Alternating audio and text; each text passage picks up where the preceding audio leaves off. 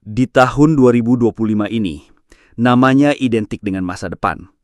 Roket-roket yang bisa mendarat kembali ke bumi, mobil listrik yang senyap di jalanan, dan konstelasi satelit yang memancarkan internet ke seluruh penjuru planet. Elon Musk telah menjadi figur raksasa, seorang visioner yang mengubah industri yang telah mapan selama 100 tahun.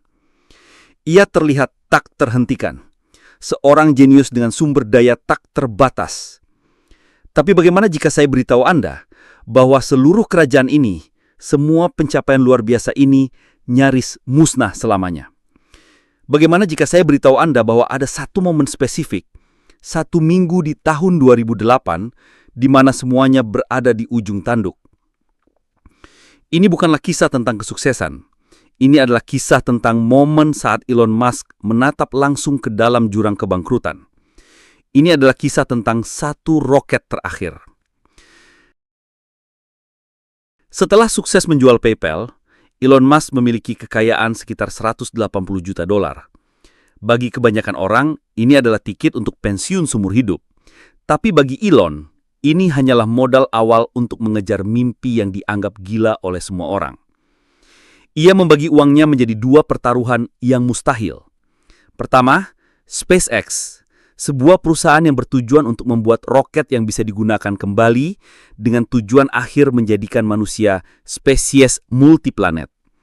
Pesaingnya, raksasa-raksasa yang didanai negara seperti NASA dan Roskosmos. Dunia menertawakannya. Bagaimana bisa seorang jutawan internet bersaing dalam perlombaan antariksa? Kedua, Tesla, sebuah perusahaan yang bertujuan untuk membuktikan bahwa mobil listrik bisa lebih baik, lebih cepat, dan lebih seksi daripada mobil bensin. Ini di saat semua perusahaan mobil listrik sebelumnya telah gagal dan raksasa otomotif Detroit sedang berjuang untuk bertahan hidup. Dua perusahaan, dua mimpi mustahil. Dan Elon mempertaruhkan seluruh kekayaannya pada keduanya. Awalnya semuanya terlihat menjanjikan. Namun memasuki tahun 2008, mimpi itu berubah menjadi mimpi buruk. Dunia sedang dilanda krisis finansial global. Ekonomi runtuh, investasi mengering. Dan di tengah badai sempurna inilah, kedua perusahaan Elon mulai kehabisan nafas. Di SpaceX, masalahnya sangat jelas dan brutal. Roket pertama mereka, Falcon 1, telah diluncurkan 3 kali, dan 3 kali pula ia meledak menjadi bola api yang spektakuler. Peluncuran pertama gagal setelah 25 detik. Peluncuran kedua gagal mencapai orbit. Peluncuran ketiga gagal saat pemisahan tingkat. 3 peluncuran, 3 kegagalan. Ratusan juta dolar telah berubah menjadi puing-puing di dasar samudra. Uang mereka hanya cukup untuk 1 kali percobaan lagi. 1 roket terakhir. Jika roket keempat ini gagal, SpaceX akan mati. Sementara itu, di Tesla, situasinya tidak kalah mengerikan. Mobil pertama mereka, Roadster, adalah sebuah bencana produksi. Biayanya membengkak, jadwalnya terus tertunda, dan mobilnya penuh dengan masalah teknis. Perusahaan itu membakar uang tunai dengan kecepatan yang mengerikan, seperti sebuah api unggun yang disiram bensin. Elon terjebak di tengah-tengah. Ia adalah CEO dari 2 perusahaan yang sama-sama sekarat kehabisan uang. Tekanannya luar biasa. Ia telah menginvestasikan setiap sen terakhir dari kekayaannya. Ia harus meminjam uang dari teman hanya untuk membayar biaya hidup. Pers dan para ahli telah menulis surat kematian untuk kedua perusahaannya. Mereka menyebutnya seorang penipu, seorang pemimpi yang gagal. Semuanya mengerucut pada 1 minggu menentukan di akhir September 2008. Di sebuah pulau terpencil di Pasifik bernama Kwajalein Atoll, roket Falcon 1 keempat berdiri tegak di landasan peluncuran.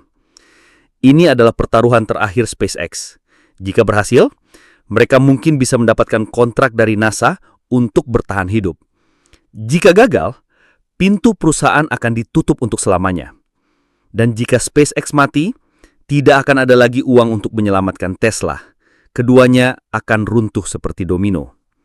Bayangkan ketegangannya. Di ruang kontrol, para insinyur muda menahan nafas. Mereka telah bekerja siang dan malam, tidur di lantai publik, menuangkan hidup mereka ke dalam roket ini. Bagi mereka, ini bukan sekedar pekerjaan. Ini adalah sebuah misi. Hitungan mundur dimulai. 10, 9, 8. Mesin menyala. Dengan raungan yang memekakkan telinga, Falcon 1 perlahan naik ke angkasa. Semua mata terpaku pada layar data. Menit pertama berhasil, menit kedua berhasil, lalu tibalah momen paling kritis. Pemisahan tingkat pertama. Titik di mana peluncuran ketiga gagal. Ruang kontrol hening. Lalu sebuah suara terdengar. Pemisahan tingkat berhasil. Roket terus melaju. Beberapa menit kemudian konfirmasi akhir tiba. Tingkat kedua telah mencapai orbit. Ruang kontrol meledak dengan sorak-sorai dan tangis kelegaan. Mereka berhasil. Melawan segala rintangan dengan satu kesempatan terakhir. SpaceX telah menjadi perusahaan privat pertama dalam sejarah yang berhasil mencapai orbit bumi. Mereka telah bertahan hidup. Namun, pertempuran belum selesai. Meskipun SpaceX selamat, Tesla masih berada di ambang kematian. Mereka hanya memiliki uang tunai untuk beberapa hari lagi.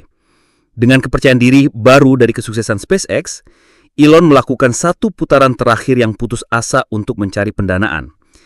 Ia memohon kepada para investornya, "Tolonglah kami.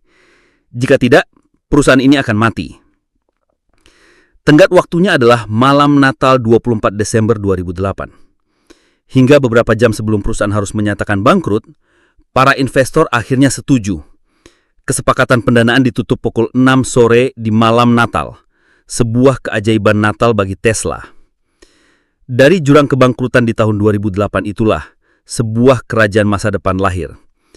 Kesuksesan Falcon 1 membuka jalan bagi kontrak NASA, roket Falcon 9 yang bisa digunakan kembali, dan konstelasi Starlink. Keajaiban pendanaan Tesla memungkinkan lahirnya Model S, Model 3, dan revolusi mobil listrik global.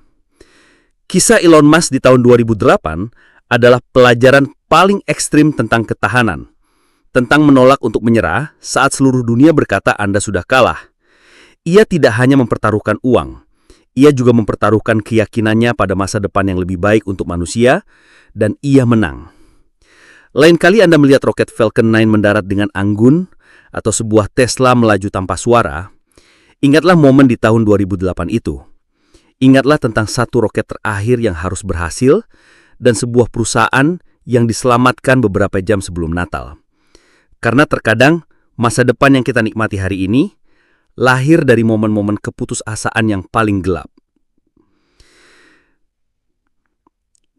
Kisah ketahanan yang luar biasa seperti inilah yang mendefinisikan seorang tokoh modern. Di channel ini, kita tidak hanya membahas kesuksesan mereka, tapi juga jurang kegagalan yang harus mereka lewati untuk mengubah dunia. Terima kasih banyak sudah menonton. Kami ingin mendengar dari Anda.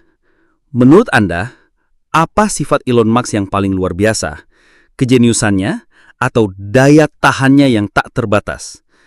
Dan siapa tokoh lain yang memiliki kisah perjuangan sehebat ini? Diskusikan di kolom komentar di bawah ini. Jika kisah ini memberikan Anda inspirasi, dukung kami dengan menekan tombol like, subscribe, dan nyalakan lonceng notifikasi agar Anda menjadi yang pertama tahu saat kami merilis cerita berikutnya. Sampai jumpa di episode selanjutnya. Teruslah belajar bersama kami, Tokoh Modern.